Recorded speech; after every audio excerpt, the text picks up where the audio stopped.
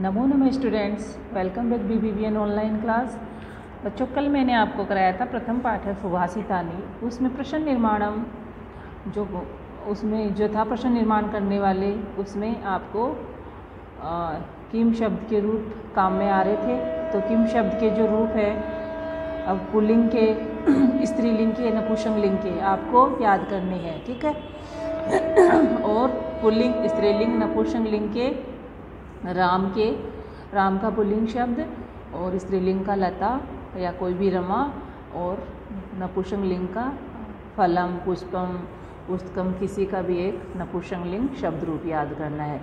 तो तीनों में आप एक एक कर लोगे ना बच्चों, तो आपको हर एक चीज़ में आसानी होगी। वाक्य बनाने में भी, पढ़ने में भी, उच्चारण करने में भी, हर जगह आपको आसानी होगी। जैसे राम अकारांत पुल्लिंग शब्द आपने कर लिया, तो कौन सी विभक्ति कहाँ आई है उसके अकॉर्डिंग आप बालक का, गज है, हस्त है ना, वृक्ष है, किसी के भी आप बना सकते हैं। फिर और जो पुल्लिंग जो शब्द है राम शब्द है, उसका जो किम शब्द रूप है वो एक जैसा सही है ना। बस वो किम के हैं, लेकिन जो जैसे इसमें राम है उसमें कह आ जाएगा, उसमें रामम है उसमें कम आ जाएगा, रामेण है उसमें रामे केन आ जाएगा। इस प्रकार से आपको एक साथ में याद करने में आसानी रहेगी और प्रश्न निर्माण बनाते समय भी सुविधा रहेगी। तो हम राम के अकारांत पुल्लिंग शब्द याद करते हैं, ठीक है। और ये आपको कम जरूरी है करना, याद करना, ठीक है। तो विभक्ति भी याद होनी चाहिए, फिर इनका एक वचन, द्विवचन, बहुवचन रूप, ठीक है। तो पहले इनको याद कीजिए, फिर मैं आपको समझाती हूँ कि आप जैसे वाक्य बनाते हैं तो कैसे इनका प्रयोग किया जाता है। तो प्रथमा विभक्ति में क्या आएगा? राम है, रामौ, रामः, यानी किसी एक के लिए हम राम है, बालक है, गज है, हस्त है, वृक्ष है। ये प्रथमा विभक्ति का एक वचन हो गया। जैसे मैं बोलती हूँ ना प्रथमा विभक्ति का एक वचन, ठीक है। तो और रामौ है तो प्रथमा विभक्ति का क्या हो गया? द्विवचन, ठीक है। और रामः क्या हो गया? प्रथमा विभक्ति का बहुवचन। तो राम है, रामौ, रामः, ठीक है। फिर द्वितीय विभक्ति है रामम, रामौ, रामान। क्या है? रामम, रामौ, रामान, ठीक है। जैसे द्वितीय विभक्ति में हमें कि बालक को पुस्तक देनी है, तो बालक को, तो बालकम, है ना। बालकों को देनी है, यानी दो बालकों को देनी है, तो क्या करोगे? बालकौ, ठीक है। अनेक बालकों को देनी है, को जिसमें आ रहा है, हम जिसके लिए वाक्य में प्रयोग कर रहे हैं, तो बालकान, तो बालकान हो गया। बालकान जहाँ शब्द आ गया, हमें समझ में आ गया कि द्वितीय विभक्ति का कौन सा वचन है? बहुवचन शब्द है। और हमें उसका अगर प्रश्न निर्माण करना है तो हमें द्वितीय विभक्ति का बहुवचन का किम शब्द रूप का यूज़ में लाना होगा, तो जिसका क्या होगा? कान, है ना, कान, ठीक है। फिर है तृतीय विभक्ति रामेण, रामाभ्याम, रामई, है ना। और जैसे गजेन है, हस्तेन है, वृक्षेन है, सब में न आता है, लेकिन जहाँ मैं र और जो र और श का जो नियम होता है और री जो होता है, वहाँ पे जो है न के स्थान पे अण हो जाता है ना। र और श का नियम मैंने आपको बताया हुआ है कि जिस शब्द में र आता है ना, और श आता है, वहाँ पे न के स्थान पे अण हो जाता है। तो इसलिए इसमें रामेण आया है। रामेण तृतीय विभक्ति का एक वचन, रामेण, रामाभ्याम, रामई, रामेण, रामाभ्याम, रामई। रामाभ्याम दो व्यक्तियों के लिए, है ना, तृतीय विभक्ति, ठीक है। तो रामेण, रामाभ्याम, रामई। जैसे प्रथमा विभक्ति में क्या आता है? कर्ता में कर्ता ने, तो जैसे किसी भी बालक ने, है ना, तो क्या आएगा? राम है आएगा, है ना। बालकों ने, दो बालकों ने, तो रामौ या बालकौ, है ना। दो हाथियों ने, तो गजौ, ठीक है। फिर दूसरा क्या होता है? कर्ता ने कर्म को, तो दूसरी विभक्ति में क्या आता है? को चिन्ह यूज होता है आपका, ऑब्जेक्ट जो होता है, को, ठीक है। फिर जैसे उसको, है ना, को जहाँ यूज होता है, राम को, श्याम को जहाँ आता है, मैं विद्यालय को जाता हूँ, तो विद्यालयम, ठीक है। अहम विद्यालयम, ठीक है, विद्यालयम आ जाएगा। तो जैसे इसमें रामम है वैसे, ठीक है, वैसे ही हम विभक्तियों का प्रयोग करते हैं, ठीक है।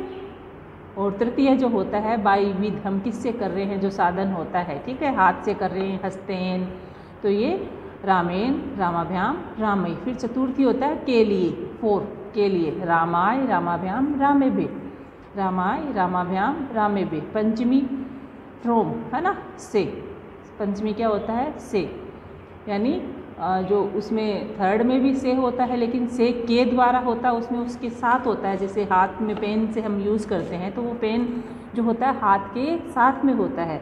तो कोई भी चीज़, जैसे मैं कलम से लिख रही हूँ तो अहम कलमेन आ जाएगा, ठीक है। लेकिन वृक्ष से पत्ता गिरता है, वहाँ भी क्या आया, से आया, तो वो अलग होने के अर्थ में, फ्रॉम, यानी उससे अलग हो रहा है। वृक्ष से पत्ता नीचे गिर रहा है तो वो अलग हो रहा है ना। इसका मैं एक दूसरा भी आपको समझा दूंगी, लेकिन आप पहले इनको याद करने के लिए मैं आपको बता रही हूँ, ठीक है।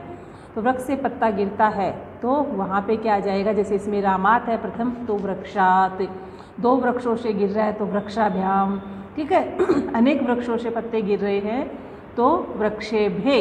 इस प्रकार से एक ही विभक्ति, एक ही जो शब्द रूप है उससे आप बना सकते हैं। समझ में आ गया, क्योंकि उससे अलग हो रहा है तो वहाँ पे क्या आ जाएगी, पंचमी विभक्ति, ठीक है। रामात, रामाभ्याम, रामेभ्ये। फिर षष्ठी में क्या आता है, का के की, किसी का भी संबंध जो बताया जाता है वो षष्ठी में आता है। जैसे रामस्य, राम का, बालकस्य, बालक का, गजस्य, हाथी का, है ना। किसी के लिए भी का के की जो होता है उसका जो यूज होता है वो षष्ठी विभक्ति में होता है, ठीक है। रामस्य, रामयो, रामाणाम, ठीक है। फिर है सप्तमी, यानी जहाँ आधार होता है संबोधन, जहाँ सप्तमी को क्या बोलते हैं, अधिकरण में पर, ठीक है। जहाँ आधार होता है, यानी मैं कक्षा में बैठी हूँ तो मेरा एक आधार हो गया ना। हाँ, पक्षी डाल पर बैठा है या वृक्ष पर बैठा है, आसमान में पक्षी उड़ रहे हैं तो में, तो जैसे आसमाने, आकाशे, ठीक है ना। तो क्या आ जाएगा, आकाशे, आसमान में उड़ रहे हैं तो आकाश से, वहाँ एक उनका आधार हो गया है ना। वृक्ष पर, तो वृक्ष पर आ जाएगा तो वृक्षे।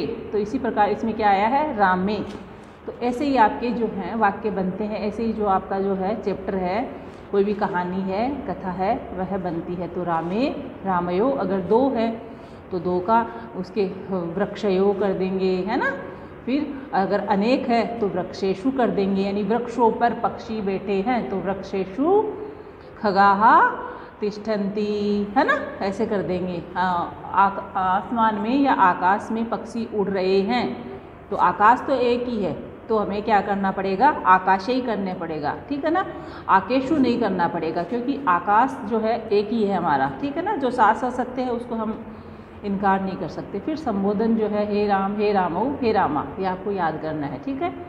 तो रामय, रामौ, रामः, रामम, रामौ, रामान, रामेण, रामाभ्याम, रामई, रामाय, रामाभ्याम, रामेभ्ये, रामात, रामाभ्याम, रामेभ्ये, रामस्य, रामयो, रामाणाम, रामे, रामयो, रामेषु, हे राम, हे रामौ, हे रामा। ऐसे ही इनके देखो आपको शब्द रूप है। किम के जो है प्रश्न निर्माण के लिए, तो देखो प्रथमा विभक्ति में क्या आया था, राम है, आमा आया था ना। तो यहाँ प्रथमा में क्या आएगा, क है, क्योंकि पुल्लिंग का एक वचन है, पुल्लिंग की प्रथमा विभक्ति का एक वचन राम है। तो किम शब्द अगर हम यूज करेंगे उसके लिए, तो पुल्लिंग का ही प्रथमा विभक्ति का एक वचन हम प्रयोग में लाएंगे। तो क्या होगा, राम है के स्थान पे अगर राम है को अंडरलाइन किया हुआ है, रेखांकित किया हुआ, और आपको प्रश्न निर्माण करना है, या गजय है, वृक्ष है, कोई भी पुल्लिंग शब्द रूप है, ठीक है। अश्व है तो आप क्या करोगे, उसके स्थान पर क है।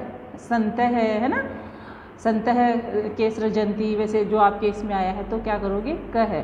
फिर द्विवचन में प्रथमा विभक्ति का कौ के, कह कौ के, कह कौ के। फिर द्वितीय में उसमें क्या था, रामम, रामौ, रामान, ये था ना। तो इसमें क्या आ जाएगा द्वितीय विभक्ति में, कम कौ कान, कम कौ कान, ठीक है। फिर तृतीय विभक्ति में केन काभ्याम कई, केन काभ्याम कई।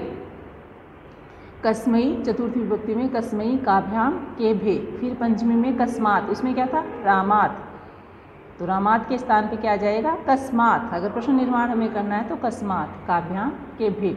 फिर षष्ठी विभक्ति उसमें था रामस्य, बालकस्य, है ना। जो भी शब्द है पुल्लिंग का, उसके स्थान पे हमें करना हो पुल्लिंग, प्रश्न निर्माण करना हो पुल्लिंग से, तो कश्ये, है ना। द्विवचन में कयो केशाम, कश्ये कयो केशाम। फिर सप्तमी है कस्मिन कयो हो केशु, सप्तमी विभक्ति क्या है, कस्मिन। जैसे अभी जो क्वेश्चन आया था आपका